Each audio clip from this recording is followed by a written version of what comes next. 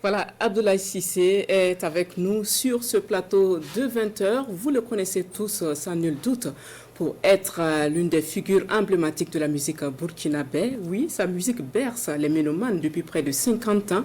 Le temps semble n'avoir pas d'effet sur lui. Quel est son secret? Nous en saurons certainement plus dans les minutes qui vont suivre. Bonsoir Abdoulaye Cissé. Bonsoir. Bienvenue sur ce plateau de 20 heures sur la RTV. Ah oui, merci beaucoup, merci. Alors, déjà, quel est votre ressenti en visionnant une fois de plus ces images de vous et de vos camarades sur les scènes des années 60 et plus? Ah oui, ça m'a fait vraiment... Ça m'a fait quelque chose de voir que toutes ces images, c'est un agréable souvenir.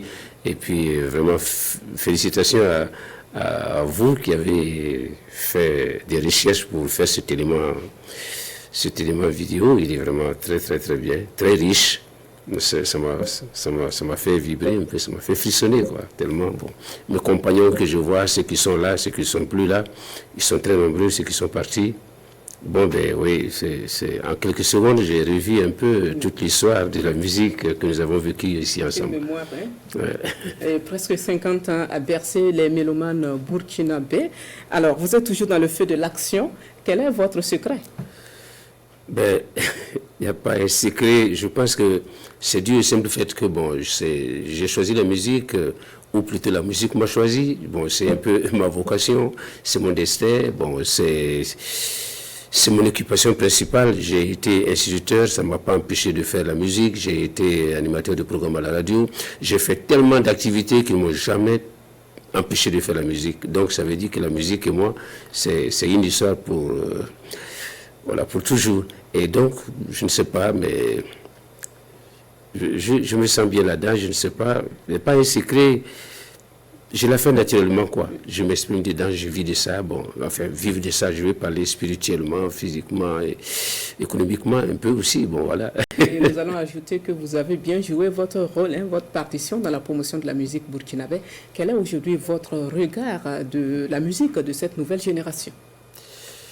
Oui, c'est vrai, je pense avoir fait ce que j'ai pu faire pour mon pays en musique. Et j'ai eu l'occasion aussi, le bonheur de voir toutes ces évolutions, toutes ces générations de musiciens qui sont passés. Et effectivement, aujourd'hui, je vois que la musique a beaucoup évolué pour beaucoup de raisons. D'abord,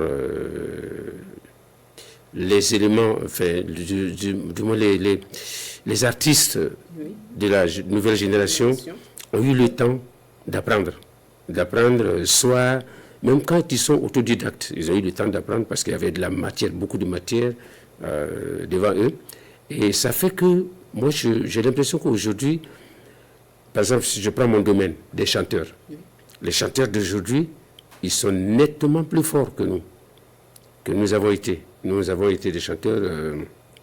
à cette époque, on était bien adulés, on avait plein de succès et tout, mais techniquement, quand on voit les chanteurs d'aujourd'hui, ils ont appris beaucoup de choses, ils ont appris une nouvelle technique, une nouvelle manière de chanter, et je veux dire, du point de vue vocal, ils ont beaucoup progressé, et ils ont beaucoup de choses à dire par rapport à nous. Nous chantons toujours. Mais il y a aussi les outils. Hein? Il y a la technique, mais il y a aussi les outils. Ah oui, justement, il y a la technique et les outils. Justement, ils ont été aidés aussi par les outils parce que avec la nouvelle technologie que nous n'avons pas, bon, nous on s'est formés tout seul. Tout seul, il n'y a pas de professeur de chant, pas de professeur de guitare. J'ai été chanteur, j'ai été guitariste, tout seul. Pas de prof ni rien. Bon, donc aujourd'hui, on peut tout faire. Tout seul, vous pouvez être à la maison, vous ouvrez votre ordinateur, vous apprenez la guitare juste sur l'ordinateur, en ligne ou tout seul. Vous pouvez apprendre à chanter. Et puis, en dehors de ça, il y a les églises, il y a les écoles, il y a des centres de formation où les jeunes adhèrent. Ils sont dans des chorales où ils apprennent à chanter avant d'être sur la scène. Je ne parle pas pour tout le monde, mais la plupart des chanteurs qui sont bien en vue ont appris à chanter un peu. Et même les guitaristes. Autrefois, il n'y avait pas...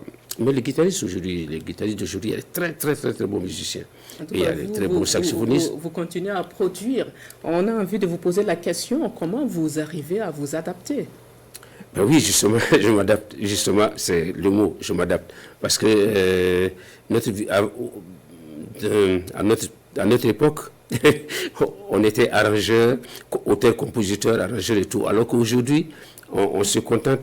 Je peux me contenter tout juste, avec mon dernier album que je viens de réaliser, je me suis contenté tout juste d'être chanteur, d'être auteur-compositeur, avec un arrangeur qui est un très jeune arrangeur, qui a de très belles idées. Ben, la programmation et tout, c'est extraordinaire. Ils sont outillés pour ça. Les studios, ça fait des bons sons, et puis ça fait des produits de bonne qualité par rapport à une certaine époque. Mais il faut dire aussi qu'à une certaine époque, nous aussi, dans les années 60, 70 jusqu'à 80, attention, le Burkina Faso, la Haute-Volta, était classé quand même parmi les pays les mieux en avance, en tout cas, musicalement parlant, parce qu'on était une espèce de plaque tournante de la culture, de la musique ici. Tous les gens qui venaient d'Abidjan, de Guinée, du Mali, etc., il y avait beaucoup de formations musicales, on était très en avance, et nos œuvres aussi, avec le club voltaïque des disques qui produisait nos disques, et le juste du côté de Bobo. Bon, disons que nos disques partaient partout. Mais notre musique s'écoutait.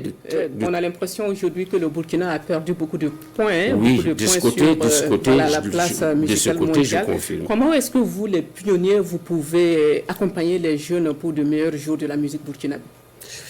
Mais bon, le premier problème, c'est peut-être le problème de la production. Déjà, quand on jette un regard sur la production musicale aujourd'hui, on se rend compte que tout le monde, chacun est son propre producteur. Donc c'est l'autoproduction à outrance actuellement. Il n'y a pas de grosse maison de production en dehors de Cédémie Production qui avait tout mis en œuvre et qui malheureusement n'a pas été suffisamment soutenu. Bon, voilà, ça veut dire qu'il faut des structures autour. Nous autres, on ne peut qu'encadrer. On ne peut qu'encadrer techniquement sur le terrain. Mais la chaîne musicale, la chaîne de productivité, la chaîne de business musical, ça nous échappe parce que les structures ne sont pas bien en place. Voilà, c'est pas comme dans certains pays où il y a beaucoup de producteurs et le système de promotion et de diffusion. Et tout est là, tout est équilibré, mais chez nous, c'est un grand péché quand même. Ça nous manque. Pour finir, Abdoulaye Cissé, c'est combien d'albums à son actif?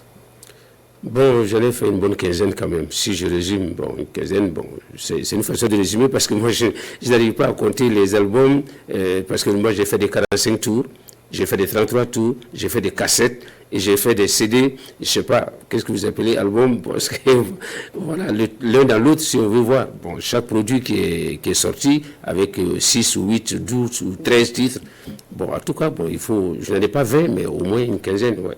Vous nous avez situé déjà. Merci, merci Abdoulaye Cissé d'être venu sur ce plateau de 20h. Merci pour tout ce que vous faites pour la musique burkinabé. Merci beaucoup. Merci. Restez avec nous pour la suite et bonne fête de la musique. Merci.